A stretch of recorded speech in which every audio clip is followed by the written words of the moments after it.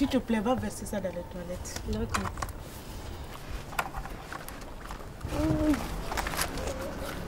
Vas-y. Je vais demander la route. Hein, déjà? Oui. Pourquoi? Ok. Il y a un problème. Merci, voisine. Tout le monde n'a pas une information précise, une bonne information sur la maladie. Et là, il faut leur donner raison aussi. Parce que moi-même, avant que je ne prenne les traitements, on me parlait de cela. Non, je n'étais pas d'accord. Avant, si quelqu'un vous disait qu'il était séropositif comme ça, comment vous allez répondre? Ah non. J'avais même peur de me poursuivre. Ah ouais. Quand je me rappelle, un jour, on était assis dans un marché en train de boire du tout et puis on est venu me dire qui tu vois ce type-là, qu'il a le sida. Et moi, je me suis levé, effectivement. Reculé. J'ai reculé parce qu'effectivement, ça me faisait peur. Ouais. Il faut donner raison aux gens jusqu'à ce que peut-être les choses évoluent. Si un jour on arrive à vaincre la maladie et que les gens peuvent prendre ça comme étant un genre palu, un genre de maladie simple, les mentalités vont évoluer. Quand tu vas chez eux, par exemple, il suffit qu'on te serve un verre d'eau. Tu bois cette eau, immédiatement ils font semblant de changer l'eau et le verre là. Ils viennent, ou bien le gobelet là, ils viennent prendre, aller changer, ils n'utilisent plus. Donc moi ça me touche. Ça fait que toutes mes relations, moi j'ai arrêté franchement.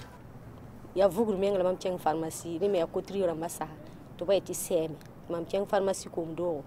Mam tita anki pharmacie on dirait qu'il y a là sud gonenga ti kabe l'air il mam ki tim no kon la fiye amit mam levre ngite mam yite mo ta tira le na ngite mam mo nanga ha kenta lori.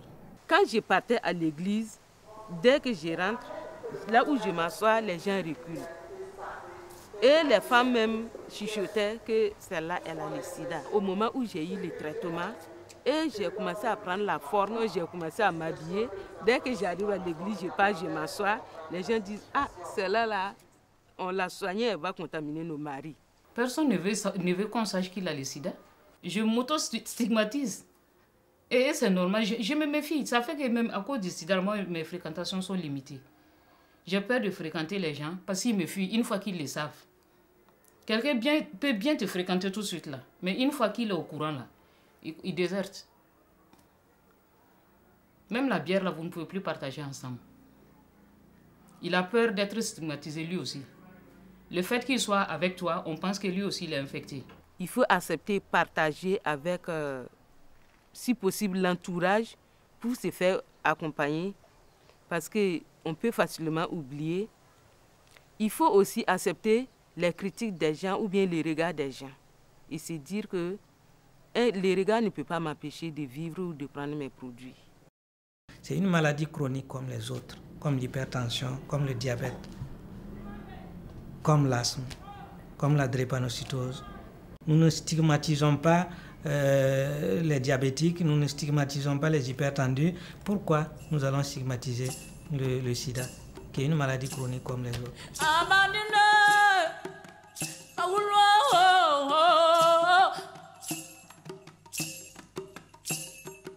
Et si un jour les bailleurs de fonds ne nous donnaient pas de l'argent, qu'est-ce qu'on ferait? Donc c'est le fait de brandir le spectre du bailleur de fonds qui s'en va, qui pose un stress aux gens. Parce qu'on ne connaît pas un programme qui est garanti à vie, même un programme gouvernemental. Il a une durée de vie et ensuite on le réoriente, on l'améliore, on le reconduit, etc.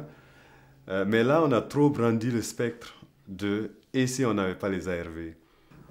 C'est une réalité, hein, ce n'est pas un spectre, mais nous-mêmes, nous vivons dans un stress permanent d'arriver à un moment où on ne va pas avoir de ressources pour assurer la continuation des traitements.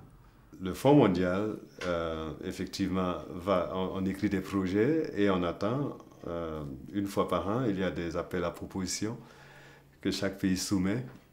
Malheureusement, le Burkina, pour le round 8, comme on l'appelle, le tour, 8e tour de financement, on n'est pas encore certain que le Burkina l'aura. Donc l'an prochain, éventuellement. Le financement actuel court jusqu'à fin 2009, éventuellement 2010. Donc on n'a aucune vision au-delà de 2010. Ce que le comité a dit pour le round 8, c'est pas « je rejette » pour le Burkina Faso. Il a dit « nous ne pouvons pas l'accepter dans l'état actuel, revenez s'il vous plaît au round 9 avec une autre proposition que je vous demande d'améliorer dans tel et tel domaine spécifique. » Il y a eu beaucoup d'initiatives et chaque initiative qui est venue savait très bien que pour traiter les malades du sida, c'était des traitements à vie. Mais ça commençait, après on s'essoufflait et après on disait qu'on ne pouvait plus. Heureusement que le Fonds mondial est là pour récupérer toutes les initiatives à qui je rends d'ailleurs hommage parce qu'à un moment donné, on ne savait pas comment traiter nos malades au Burkina et ces initiatives sont venues, ils ont traité ces malades, mais après ils se sont essoufflés. Cette pratique au niveau de la communauté internationale, une fois je suis là, une fois je ne suis pas là, je viens quand je peux, je pars quand je veux ou quand je dois, ça ne facilite pas ni le développement, ni la mise en œuvre de politique au niveau pays.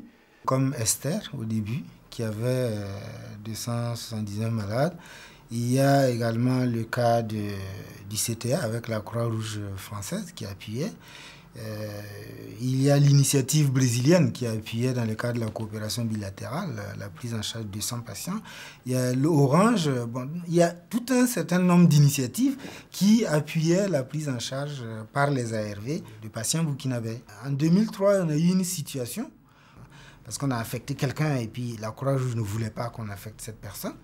Ils ont suspendu les traitements.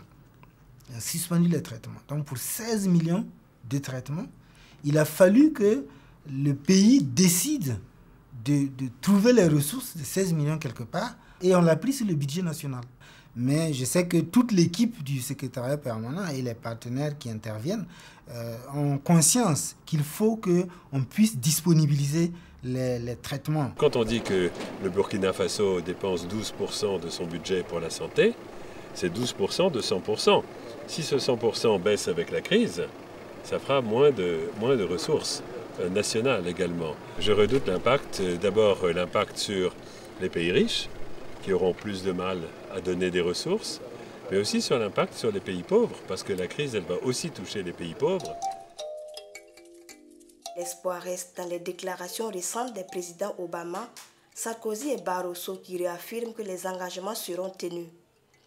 Ni pays donateur, ni pays bénéficiaire ne peuvent se retirer de façon unilatérale.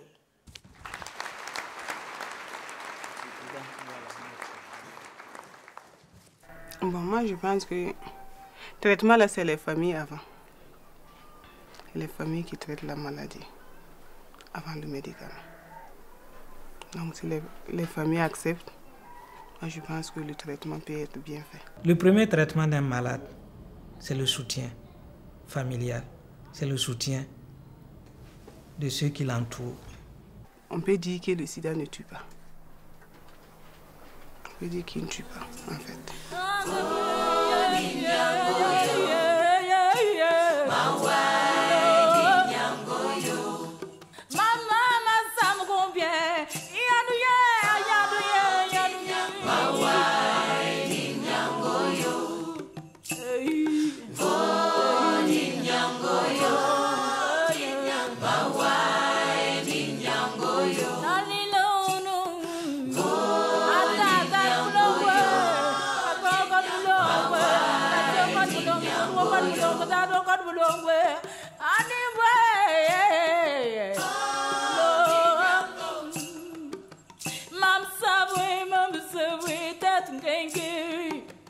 That